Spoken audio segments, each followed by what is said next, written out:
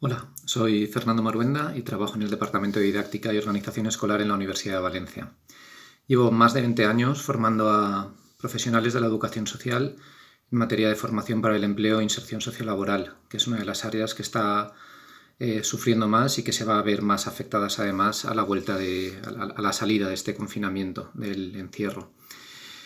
Por antiguos alumnos que están trabajando, por gente que ha pasado por las aulas y que está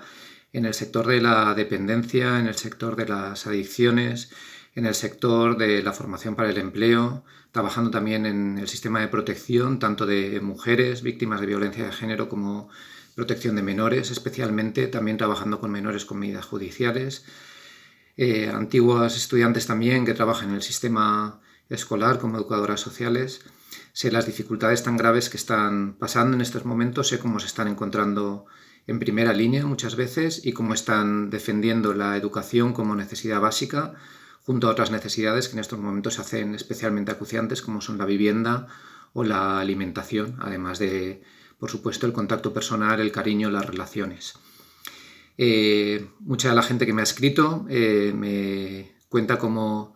la profesión se está reinventando en estos momentos y la reflexión que me hago desde el puesto de trabajo en la universidad es en qué medida también la formación debe reinventarse a consecuencia de esta situación y debemos aprovechar para pegar un buen repaso